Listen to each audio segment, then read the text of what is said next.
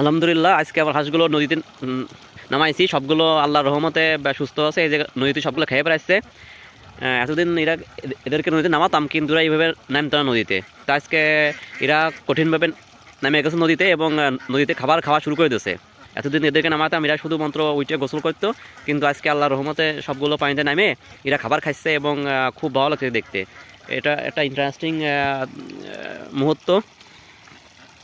খুব ভালো লাগছে, খুব খুব ভালো লাগছে মনের ভিতরে যে আমার হাঁসগুলো আজকে নদী নামতে যে খুব সুন্দর করে এরা খাবার খাচ্ছে এবং পানিতে যখন এরা নামতে যে এদের কিন্তু প্রায় প্রত্যেকেই পানিতে গোসল করবে না এবং খাবার খাবে না। খাবার খাওয়া জানতাম এরা যে পানিতে গোসল করতে যে এটাই কিন্তু এদের বড় পাওয়া, কারণ পানিতে গোসল করলে আল্লাহর রহমতে এদের কোনো রোগ ব্যাধি কোনো কিছু থাকে না। কারণ পানিতে গোসল করলে এদের সমস্ত প্রকার ধুলাবালি গাছ থেকে সরে যায় এবং এরা যে আপনার এদের গায়ে যে বিভিন্ন রকমের ভাইরাস ম্যাস থাকে, আল্লাহ দিলি সব এখন ধুয়ে মুছে চলে দেবে না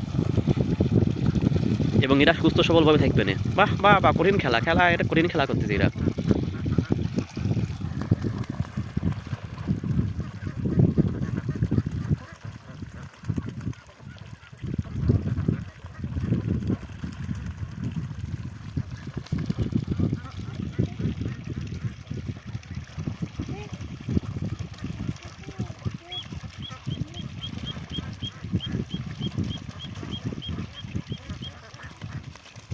পুরো গাঙ্গে শুধু হাঁস আর হাঁস, পুরো গাঙ্গে শুধু হাঁস আর হাঁস।